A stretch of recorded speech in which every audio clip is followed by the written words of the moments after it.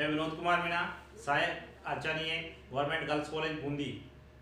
आज हम इस क्लास में बीए द्वितीय वर्ष का जो अपना प्रथम प्रश्न पत्र है उसमें रस संप्रदाय की हम यहाँ पर आज चर्चा करेंगे।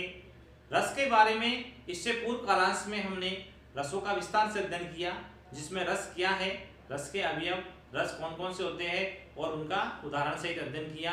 आज इस क्लास में हम बात करें रस, तो पहले भी हमें मालूम था, परिभाषा से पता चलता है रस एक आनंद की वस्तु है।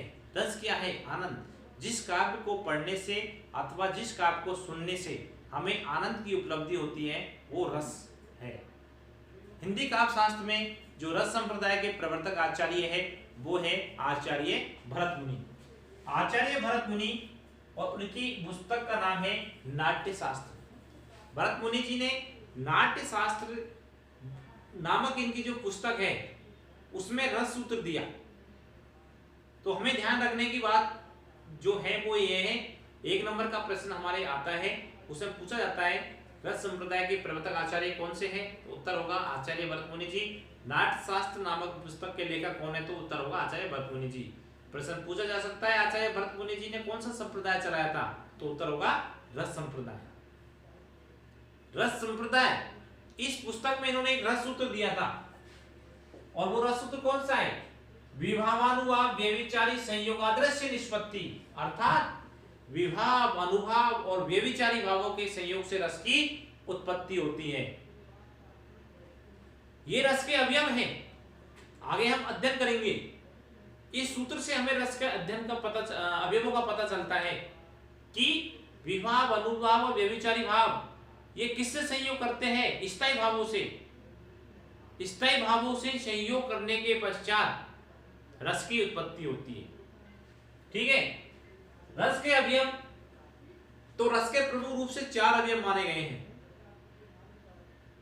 पहला जो अवयव है, अवयव कह लो या अंग कह लो, बात एक ही है।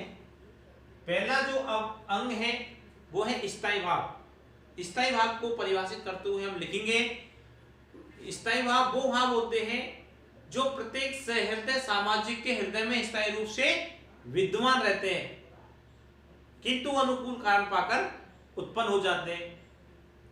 यानी जो भाव जो प्रत्येक व्यक्ति के हृदय में स्थित है और कारण पाकर उत्पन्न हो जाता है वो कहलाता है स्थायी भाव। जब हम बात करें रसों की संख्या की, तो रस कितने माने गए हैं? 9।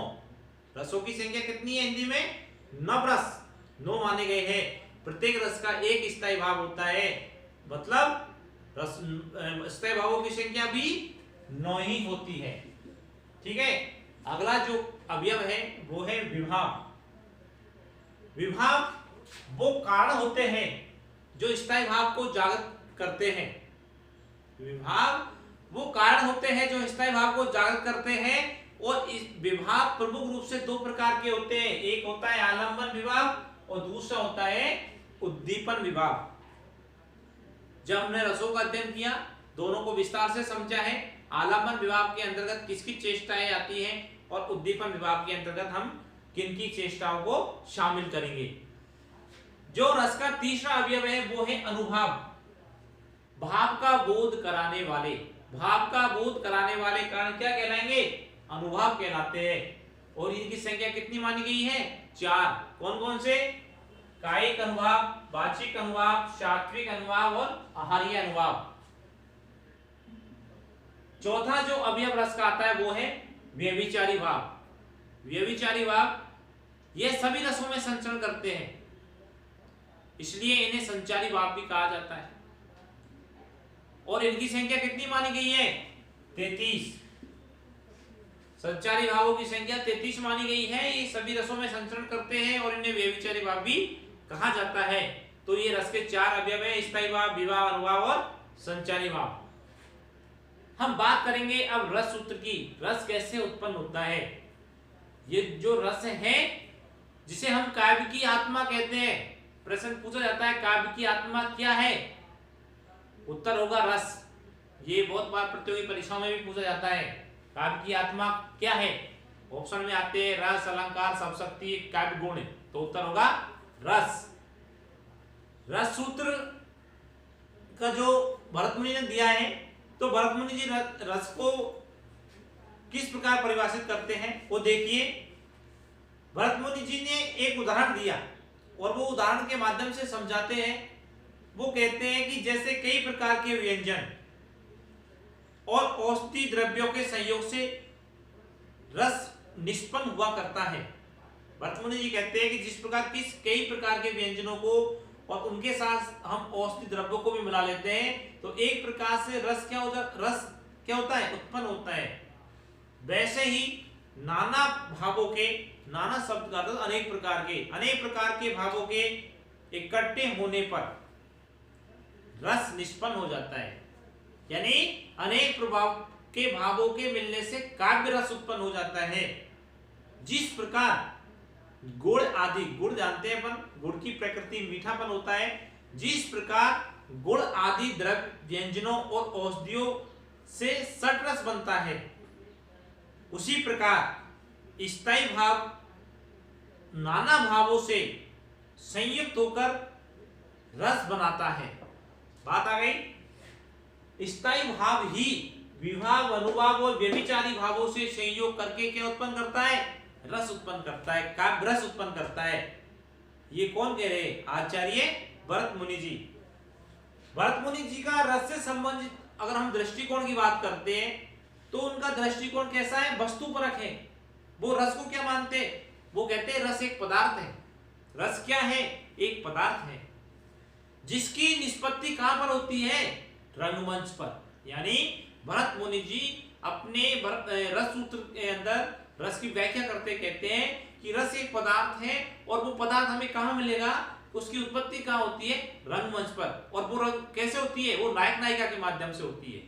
वो किसके माध्यम से होती है, नायक नायिका के माध्यम से होती है। और जो दर्शक होता है, जो सामाजिक होता है व्यक्ति, उस रस का आस्वादन करता है और उसके अनुकूल हास शोक जैसी स्थितियों से वो गुजरता है। रस निष्पत्ति से उनका जो अनुमान है वो ये है कि रस की निर्मिति होती है, यानी रस का क्या होता है, निर्माण होता है। और स्थायी भाव ही विभाव, अनुभाव, व्यभिचारी भावों के संयोग से रस बनाता है।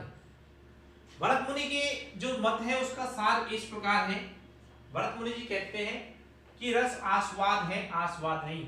अर्थात रस अनुभूति का विषय होता है, अनुभूति नहीं। उसको अनुभव किया जाएगा, ठीक है। रस का स्थान रंगमंच है। रस की परिणति कहां पर होती है, निर्मिति कहां पर होती है, रंगमंच पर। ये भरत मुनि जी मान के चलते हैं कि रस कहां पर उत्पन्न होगा, रंगमंच पर। स्थायी भाव ही, जो रस का प्रथम अवयव है, स्थायी भाव ही विभाव आदि से संयुक्त होकर किस रूप में बदल जाता है, रस रूप में। स्थायी भाव है वो सब व्यक्ति के हृदय में स्थित है, वही अन्य भावों से संयोग होकर रस रूप में बदल जाता है। इसी प्रकार ये स्थायी भाव किसका है, सामाजिक का नहीं है। किसका है, अपितु रंगमंच पर जो अभिनय करने वाले नायक नायिका है उनका है। किसका है, नायक नायिका का है। और भरत मुनि यहां पर दो शब्दों की चर्चा करते हैं, निष्पत्ति और संयोग। तो भरत मुनि जी के अनुसार निष्पत्ति शब्द का अर्थ तो क्या होता है, निर्मिति या निर्माण, और संयोग का अर्थ होता है संसृष्टि। तो ये भरत मुनि जी का रस सूत्र से संबंधित अपना मत है। इस सूत्र की भरत मुनि जी के पश्चात अन्य आचार्यों ने व्याख्या की, जिसका अध्ययन हम अगले क्लास में करेंगे। धन्यवाद।